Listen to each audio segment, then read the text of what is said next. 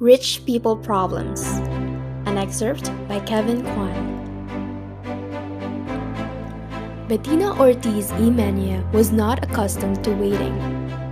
A former Miss Venezuela and Miss Universe runner-up, of course, the exceedingly bronze strawberry blonde was these days the wife of Miami auto parts tycoon Herman Ortiz Imenia. And at every restaurant she chose to grace with her presence, she was always greeted with reverence and whisked to the exact table she desired. Today, she wanted the corner table on the terrace at Sip Sip, her favorite lunch spot on Harbor Island.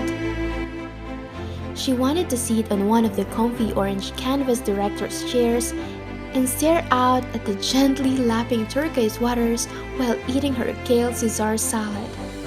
But there was a large, noisy group taking up the entire terrace, and they didn't seem in much hurry to leave. Bettina fumed as she glared at the tourists happily savoring their lunch in the sun. Look how tacky they were. The women overly tanned, wrinkled and saggy. None of them properly lifted or botoxed. She felt like walking off to their table and handing out her dermatologist's business cards. And the men were even worse, all dressed in all rumpled shirts and shorts, wearing those cheap straw hats sold at the trinket shop on Dunmore Street. Why did such people have to come here? The 3.5-mile-long paradise with its pristine pink sand beaches was one of the best-kept secrets in the Caribbean. A haven for the very rich, filled with quaint little wood houses painted in shades of sherbet, charming boutiques, chic oceanfront mansions turned into inns, and five-star restaurants to rival St. Bart's. Tourists should have to take a style exam before being allowed to set foot on the island. Feeling that she had been patient long enough, Bettina stormed into the kitchen, the fringe on her crocheted Pucci kaftan top shaking furiously as she made a beeline for the woman with a shock of pixie-cut blonde hair manning the main stove. Julie, honey, what's the delay-o? I've waited more than 15 minutes for my table. Bettina sighed to the owner of the restaurant. Sorry, Bettina, it's been one of those days. The party of 12 on the terrace showed up first just before you did. Julie replied as she handed off a bowl of spicy conch chili to waiting server. But the terrace is your prime spot. Why on earth did you let those tourists take up all that space?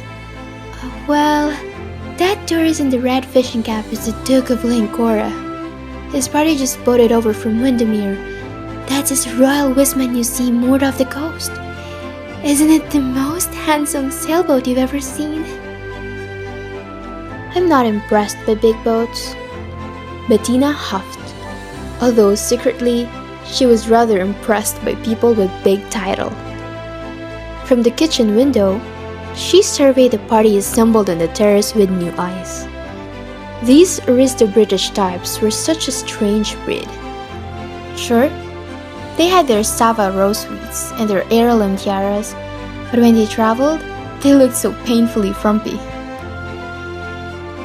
It was only then that Bettina noticed 3 tan, well-built men in fitted t-shirts and black Kevlar pants sitting at the adjacent table.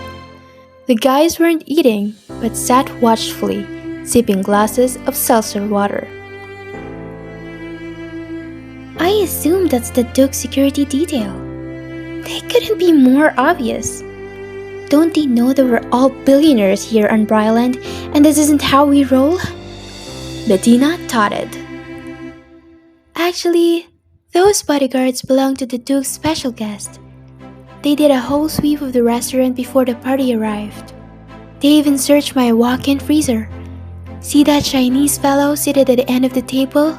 Bettina squinted through her Dior Extase sunglasses at the portly, balding, 70-something Asian man dressed in the nondescript white short-sleeved golf shirt and gray trousers. Oh, I didn't even notice him. Am I supposed to know who he is? That's Alfred Chang. He looks like their chauffeur. Doesn't he look like that guy that used to drive Jane Wyman around in Falcon Crest? Julie, who was trying to focus on searing a cut of tuna to perfection, shook her head a tight-lipped smile. From what I hear, that chauffeur is the most powerful man in Asia. What's his name again?